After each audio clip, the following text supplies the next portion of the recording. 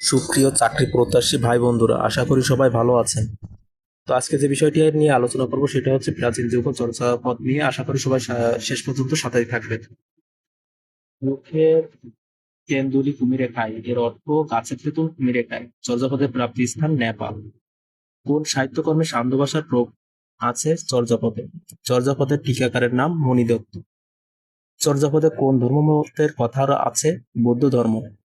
উল্লেখিতদের মধ্যে প্রাচীন যুগের কবি নন রমণীপাদ। ঘনার বচনের মূল ভাব শুদ্ধ জীবনযাপন রীতি। সান্ধ্য ভাষা কোন সাহিত্যকর্মের সাথে যুক্ত? চর্য বিনিশ্চয়, এর অর্থ কোনটি আচরণীয় আর কোনটি আচরণীয় নয়। সবচেয়ে বেশি চর্যাপদ পাওয়া গেছে কোন কবির? কাহুপা। বাংলা সাহিত্যের প্রাচীন যুগের নিদর্শন কোনটি? দোহা কোষ। বাংলা ভাষার আদি নিদর্শন চর্যাপদ আবিষ্কৃত হয়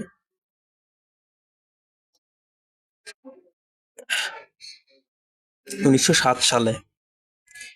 চর্যাপদ মাত্রাবৃত্ত ছন্দে লেখা। যে কবি নিজেকে বাঙালি বলে পরিচয় দিয়েছেন? ভূষকুপা। বাংলা সাহিত্যের আদি কবি লুইপা। চর্যাপদ আবিষ্কৃত হয় নেপালের রাজগ্রন্থশালা থেকে। বাংলা ভাষার প্রথম কাব্য সংকলন চর্যাপদ এর আবিষ্কারক ডক্টর হরপ্রসাদ শাস্ত্রী। বাংলা ভাষা ও সাহিত্যের প্রাচীন নিদর্শন চর্যাপদ। যেজন চর্যাপদের পদকর্তা? সবরপাদ। বাংলা ভাষার আদি গ্রন্থ চর্যাপদ। চর্যাপদে মোট গানের সংখ্যা 51টি। কাহ্পা যে ধরনের সাহিত্য রচনা করেছেন? চর্যাপদ। চর্যাপদের পদগুলো মূলত গান। চর্যাপদ প্রথম প্রকাশিত হয় বঙ্গীয় সাহিত্য পরিষদ থেকে। চর্যাপদের মোট কবির সংখ্যা 24 জন। ডক্টর মোহাম্মদ শহীদুল্লাহের মতে চর্যাপদের ভাষা বঙ্গ কামরূপী। আপনা মোর ঘর নাহি পরবেশী, আড়িত ভাত নাহি নিহি নাহি নীতি আরেপসি। চরণদ্বয় দ্বারা বোঝানো হয়েছে দরিদ্রকৃষ্ট জীবনের চিত্র। চর্যাপদ যে ভাষা থেকে চর্যাপদ যে বাংলা সেটা প্রমাণ করেন হচ্ছে ডক্টর মোহাম্মদ সুনীতি কুমার চট্টোপাধ্যায়। যে সাহিত্য কৃষি কাজের জন্য উপযোগী। ডাক ও খনার বচন। বাংলা সাহিত্যের আদি গ্রন্থ চর্যাপদের রচনাকাল 7ম থেকে দ্বাদশ শতক।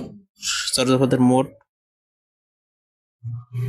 চর্যাপদ হচ্ছে বৌদ্ধ সহজিয়াদের সাধন সঙ্গীত। ডক্টর মোহাম্মদ শহীদুল্লাহের মতে চর্যাপদের রচনাকাল 650 থেকে 1200 খ্রিস্টাব্দ। ডক্টর মোহাম্মদ সুনীতি কুমার চট্টোপাধ্যায়ের মতে চর্যাপদের রচনাকাল 950 থেকে 1200 খ্রিস্টাব্দ। চর্যাপদের পদকর্তা হিসেবে পাওয়া যায় মোট 23 জন, মতান্তরে 24 জন। চর্যাপদের সবচেয়ে বেশি পদ রচনা করেছেন কাহুপ্পা। চর্যাপদের আধুনিকতম পদকর্তা ভূষকুপা। চর্যাপদের রচনার উদ্দেশ্য ধর্মচর্চা। চর্যাপদের যে পদটি টিকাকার পৃথক ব্যাখ্যা হয়নি 11 নং পদ। নতুন চর্যাপদের রচয়িতা সৈয়দ মোহাম্মদ শাহেদ। দ্ব্যর্থক, রূপাত্মক ও অস্পষ্টতার জন্য চর্যাপদকে বলা হয় সান্ধ্য ভাষা বা সন্ধ্যা ভাষা। যে রাজবংশের আমলে চর্যাপদের রচনা ও বিকাশ ঘটে? পাল বংশ। প্রথম বাঙালি কবি হিসাবে পূর্ণাঙ্গ পদ রচনা করেছেন লুইপা।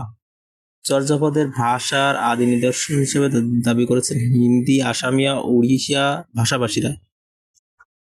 হরপ্রসাদ শাস্ত্রী চর্যাপদ আবিষ্কার করেন 1907 সালে। চর্যাপদ যে স্থান থেকে আবিষ্কার করা হয়? নেপাল। তিনি আরো আবিষ্কার করেন ডাককর্ণব ও দোহা কোষ নামক বই। সবগুলো তিনি গ্রন্থকারে প্রকাশ করেন 1000 বছরের পুরনো বাংলা বৌদ্ধ ও দোহা নামে। 1000 বছরের পুরাণ বাংলা ভাষার বৌদ্ধ গান ও দোহা প্রকাশ পায় বঙ্গীয় সাহিত্য পরিষদ থেকে 1916 সালে।